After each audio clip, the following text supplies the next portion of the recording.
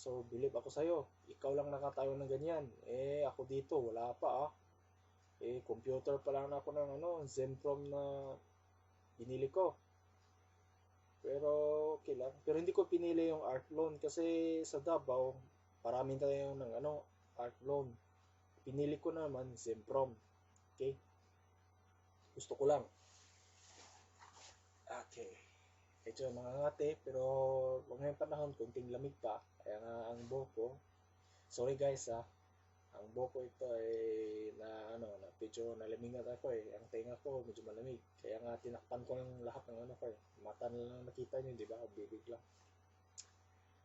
And then, ito pala, yung ganina,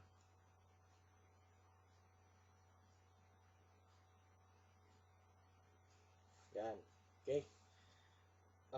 Unlimited Network of Opportunities International Corporation, yung UNO Davao.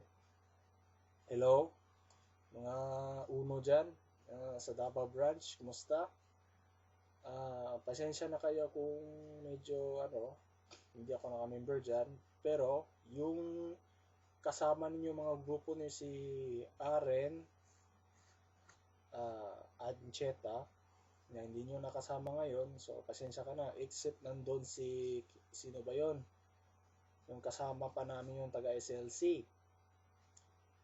Teka lang, sino ba yung pangalan na yun? Nakalimutan ko tuloy Okay, di bale lang. Basta si Aren Ancheta, hindi ko sasabihin ngayon kung nasaan siya. Kung alam niyo, di kayo na lang bahala. Pero hindi naman ako kumalat ng video dahil sa medyo sakit sa ulo. Musta naman sa inyo lahat. Ganon din sa UNO. Pero huwag kayong mag-alala. Maging member din ako sa inyo. Pero tatawagin ko yung si Aren para lumapit sa inyo. Ako maghingi ng apology. Pero wag naman sana masasama ng loob ninyo. Kasi kung mag-member man ako, saglit na ako dyan sa Davao. Mga ilang araw lang, di ba? Na I hope na kilala kayo dyan, sino may mga bagong tao dyan. I hope na maging shake hands tayo lahat dyan and being peace. Meron kayong video na nakita ko sa YouTube sikat na kayo nagligo ng swimming pool. Parang ganun daw. Nakikita ko. Ang ganun din yung sino ba yung pinakamataas na dyan, yung parang grupo ninyo, yung mataas-taas yung kalbo. Hindi ko alam mga pangalan, pero I'm sorry kung nagsinabi ko yung medyo Basta dadalhin namin si Aren. Kung nasaan siya na ngayon, meron siya ng trabaho, at saka meron din siya ng another networking. I hope na wag niyo samahan ng loob na lumapit siya doon tapos hindi siya babalik. Pero ako mismo ang babalik sa kanya para sa inyo. Okay? Of course, matuloy pa rin yung bagong trabaho niyo doon sa networking.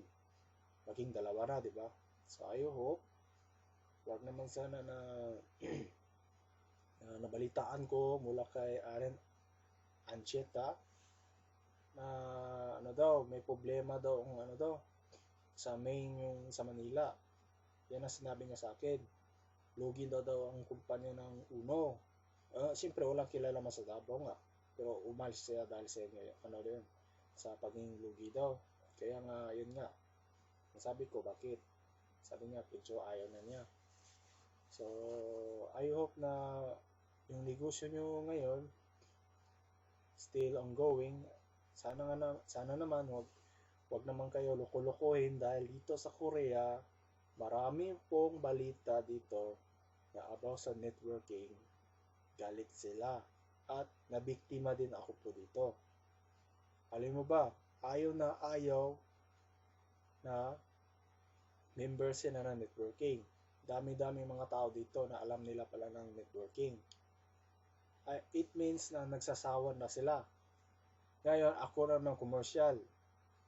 So, sila naman ang galit sa akin kasi member naman ako ng networking, pero alam nyo, hindi pa ako na member Isipin niyo. Sa haba ng ilang buwan, yun, dami mga Pilipino galit sa akin pag binanggit ko ng networking business. Yun nga. Tulad nito. Yan. I hope pagbutihin niyo mabuti na hindi niyo ako papahiya. Sana naman na hindi niyo na kung anong balita dyan, ano-ano na lang, na biglang kayo na umalis na or ano na lang, sana nga tuloy-tuloy yung business. At saka wag naman sana na wala kayong pansinan, sana papansin namin kami. Okay? Pag member ako dyan, I hope na medyo pansin-pansin naman konti. I'm sorry lang kung hindi ko alam ng mga pangalan niyo dyan. Nakakalimutan lang ko eh. Pero pagbalik ako, magpakilala ko sa inyo. Ulit. Parang repeated eh.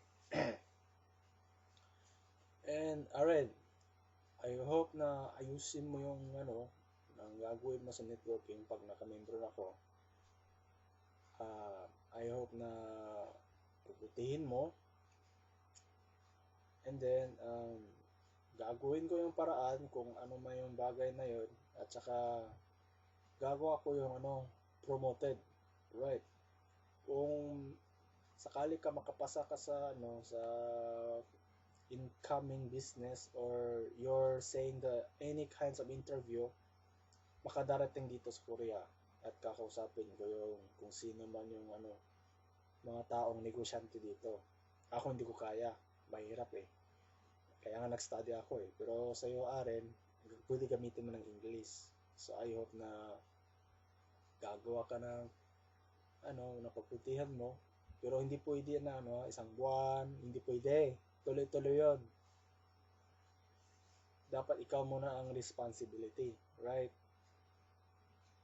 I hope na magagawa mo, wag mo sana ipahiya dito dahil ikaw na lang ang pinakahuli ng alas baka mo. Kasi ibang tao dyan, puro busy naman eh. Iba naman, hindi interest na sumali sa networking. Nagnegosyo sila ng internet cafe tulad ni Jomer. Si Bernabe naman, John Bernabe, wala siyang pera. I'm sorry, hindi siya makamember sa'yo. Pero, ako, pwede. Pero, may condition lang. Kasi napakaraming balita kasi ng networking. At marami nagsumbong. Umabot mga parents namin. Ayaw na ayaw nila yung maging member ako ng networking. Sabi ko, pagbigyan natin pagkakataon. Isa pa, just one more chance.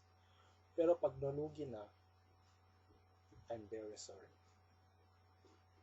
Okay? Wag naman sana kayo nang biguin na mabuti. Gusto kayo na pagbutihan. At saka gagawin ko ng paraan yon. Yung sinabi ko yung dati about sa internet cafe.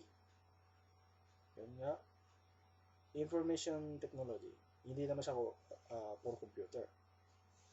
Meron din iba na halimbawa slot machine or vending machine. Ganun siya. So I hope na gagawa ka ng paraan. Kaya rin, sana marinig mo ko, Miss Aren Ancheta. I hope. Then, teka lang. Kumusta pala taga Royal Business Club? Hindi ko kayo nakita ang yung opisina niyo. Pero sa uno, nakita mo namin doon kung ano yung itsura. Okay naman siya, like mini store. Pero mga cute naman. Okay naman doon. Hindi pa ko naging uno doon. Pero ayos lang. Gusto ko lang na share naman. Pero unahin ko yung kay Aren kung ano man yung pag